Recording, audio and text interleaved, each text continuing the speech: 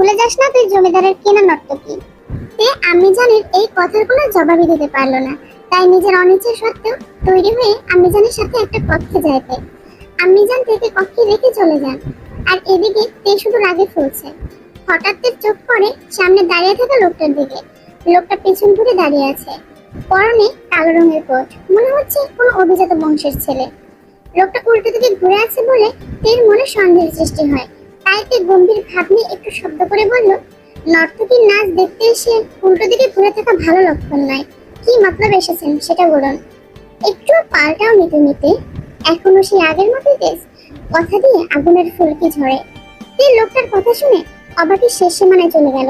তে স্থির দৃষ্টিতে লোকটার দিকে তাকিয়ে আছে। লোকটা হঠাৎ করে একটু শব্দ করে হেসে পেছনে তাকালে তে চমকে ওঠে আর বলে, যে হোক তুমি।